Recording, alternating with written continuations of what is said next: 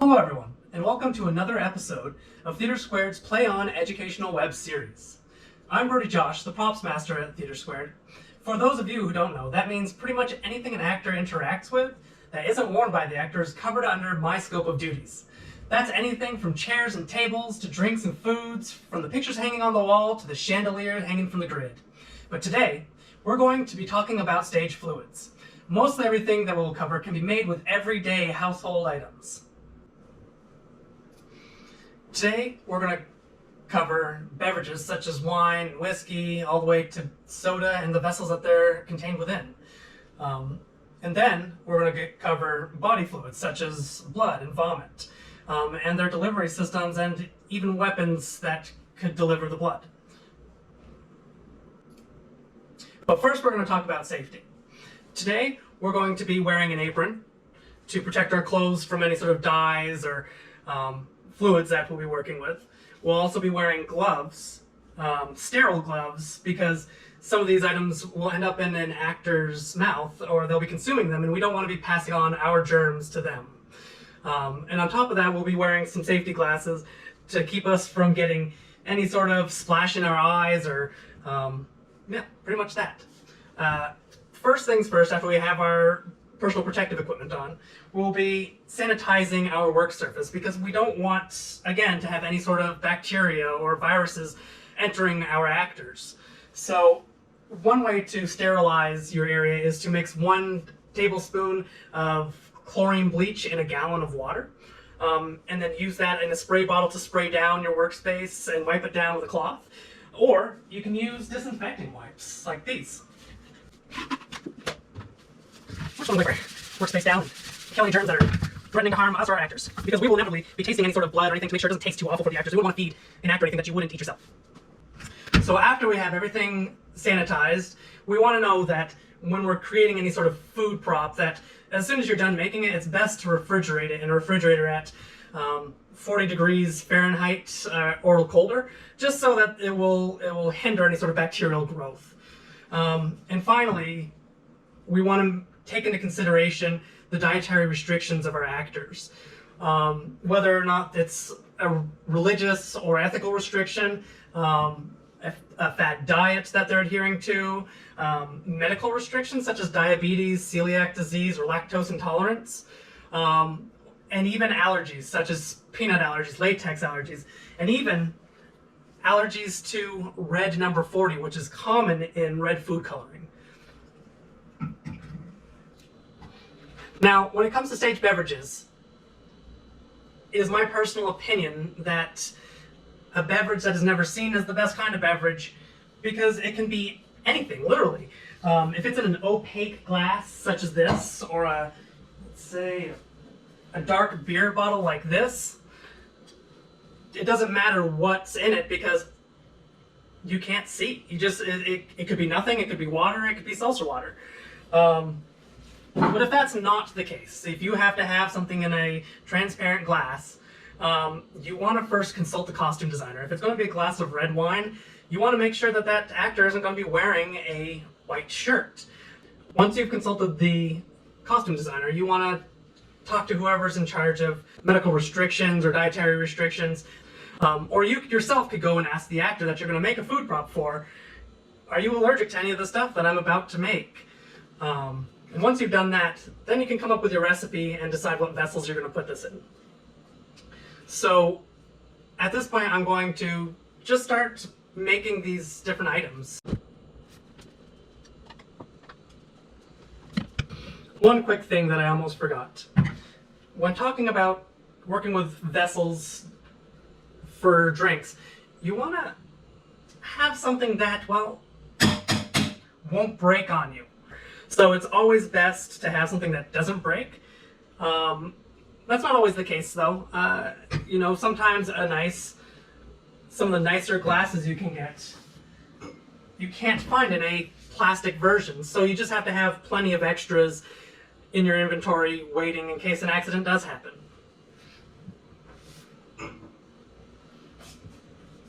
All right, let's make some stuff.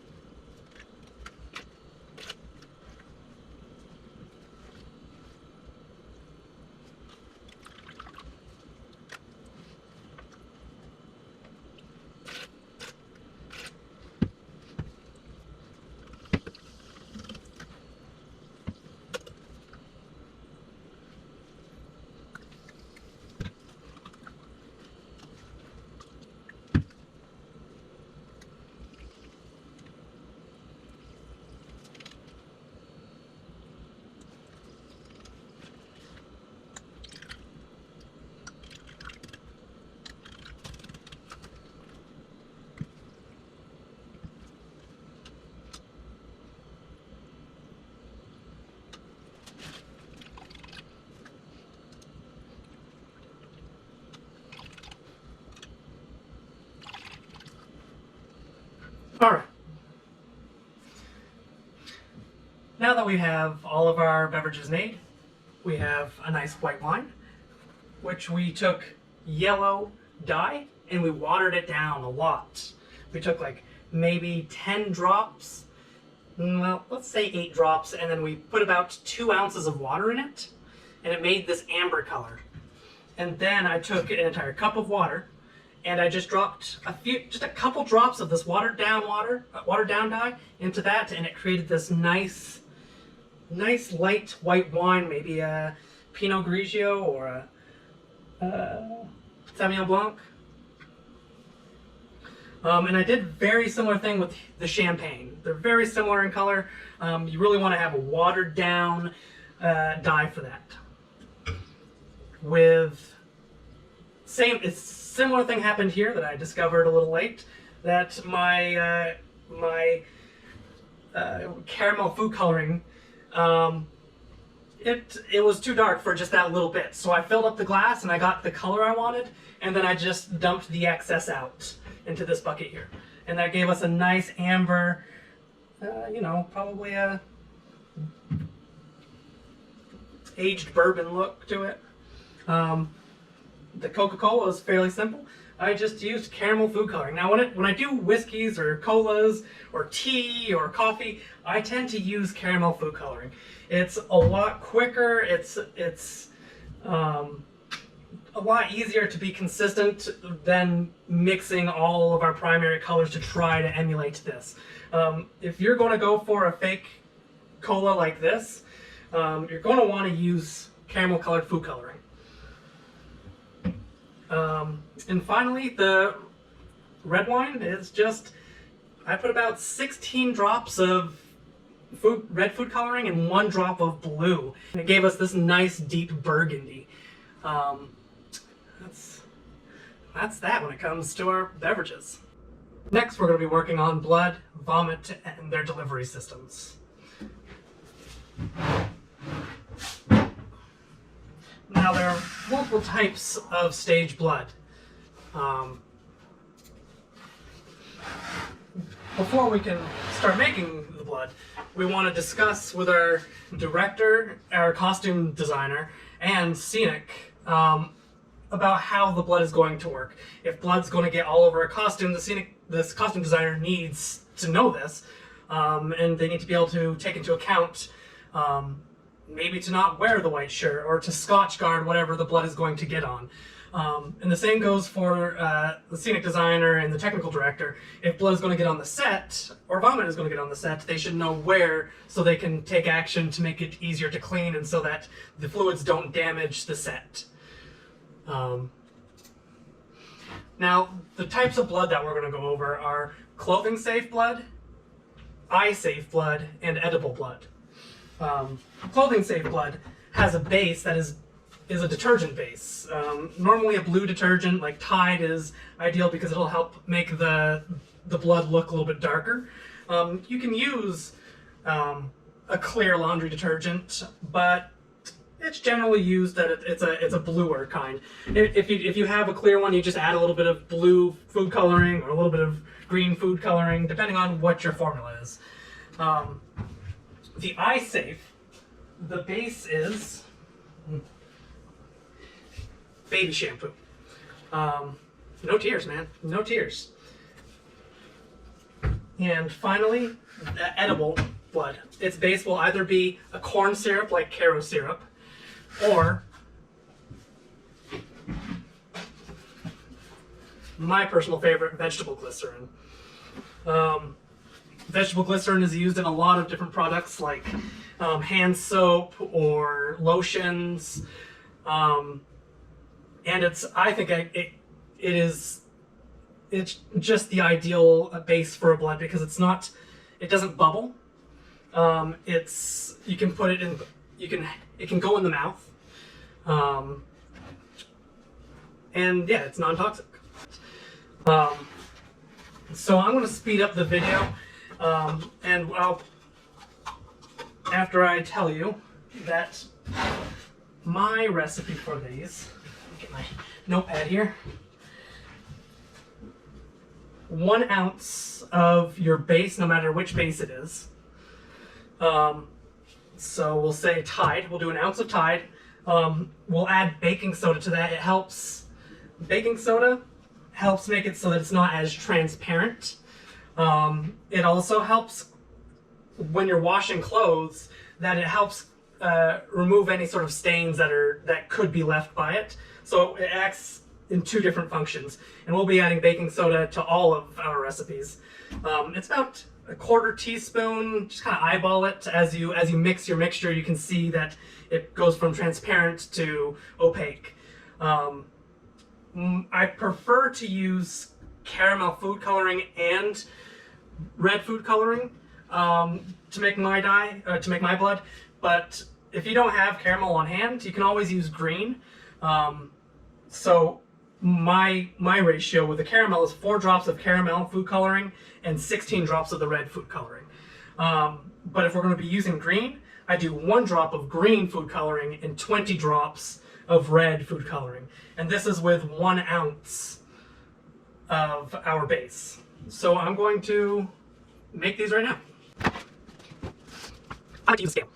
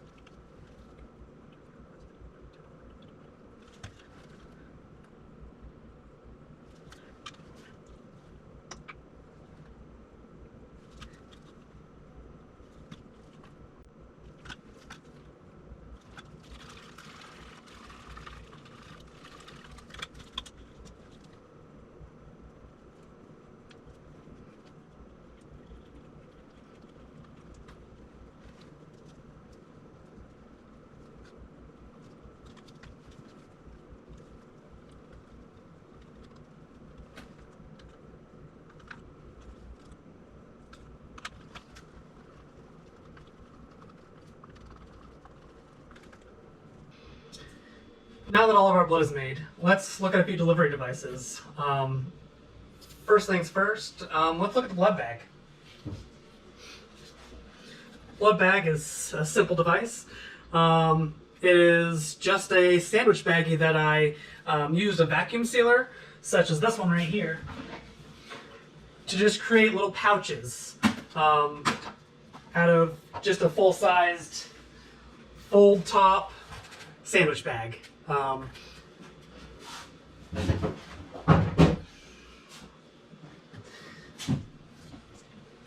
you could just make it any size you want. Once you have the blood in there, you just seal the top with the vacuum sealer without the vacuum mode. And you have yourself a completely sealed blood pouch that, as soon as an actor squeezes, can rupture and produce blood on demand. It's especially helpful when it's later in a scene and the actor doesn't have a very easy way to get blood on stage. Being able to carry a small packet like this in their pocket is an ideal situation. The next thing is a very similar thing. It's a blood sponge, and we keep it in a little baggie that's made out of saran wrap. It's a lighter material, so it's easier to bust. So this is useful when someone has a slow blood trickle that they want to be able to control. Being able to slowly just seep out, like, instead of all at once, you can slowly adjust the flow yourself. This is good on like a, could be on your face, could be on wherever.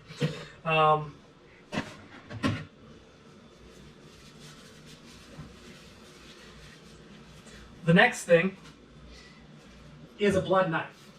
Blood knife is nice for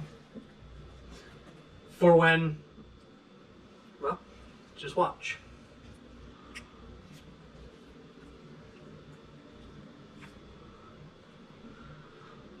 And that's created with just a pipette and some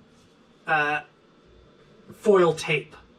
And it's a nice streak right across the hand. If you're slashing someone, having the ability to make it look like you're actually cutting someone is a desirable effect. And finally, the blood bowl. The blood bowl is a very simple technique. I appreciate its simplicity. You just hide a bowl of blood somewhere on stage, and an actor, whenever they need to use it, can just like dip their hand in and be like, "Oh, I'm bleeding." The simplicity of that just makes life a lot easier. But all of these scenarios are fairly simple. Let's look at vomit next. We have two different types of vomit. We have non-perishable vomit, which is my personal favorite kind, and we have an edible vomit, which is a little bit trickier because you have to kind of figure out how to get it into the actor's mouth without the audience seeing. You can't just be walking around with fake vomit in your mouth the entire scene. It just doesn't work.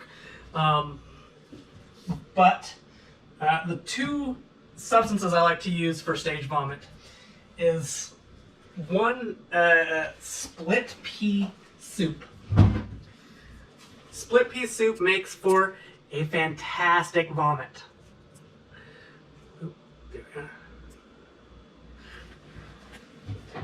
I don't think I have to take it out and pour it out for you to see how good it is. You might want to water it down a little bit so it's a little bit more viscous. But my favorite thing is the toilet paper and the jar trick. Now my favorite recipe for vomit is about 10 feet of the cheapest one-ply toilet paper. You can find about 10 feet of it, maybe a little more. You just stuff it into a mason jar, like so. Add a little water. Cover it.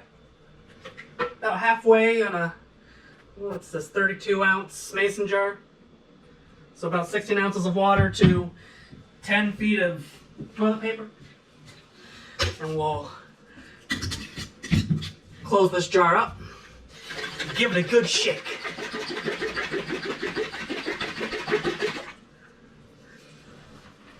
Yeah, look at that consistency.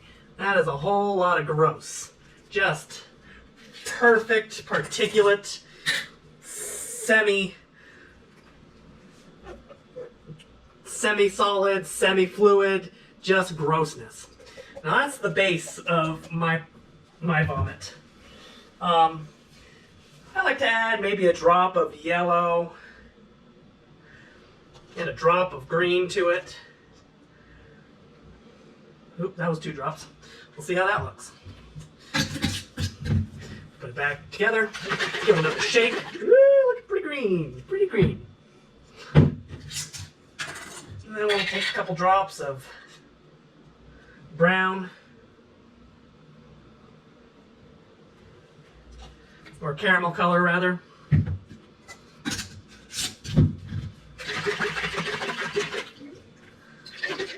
And there's a good gross vomit color. It could go more yellow, more whatever you feel like this person had for lunch. You got your vomit.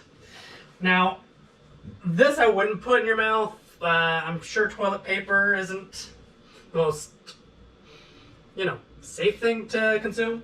But for this type of vomit, I like to use a vomit rig. And that's simply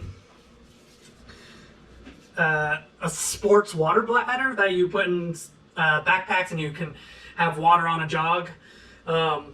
This brand is the Platypus brand. It's perfect for a vomit rig. Now, what you do is you talk with your costume designer to help design a little rig for an actor to place this under their armpit, and then you would hook this under the arm, and when they go to vomit, here we'll speed this up and I'll get this all ready for you.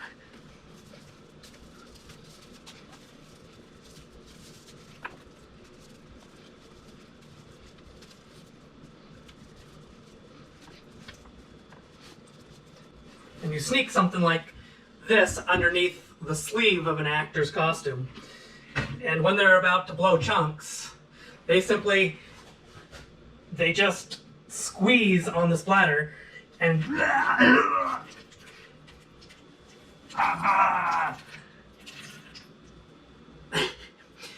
and you end up with some danglies in your beard. And that's the vomit rig. And that about ends our stage fluids tutorial. Thank you for participating and watching our stuff. We look forward to seeing you at TheatreSquared when this situation is all over. Until then, stay healthy and stay safe.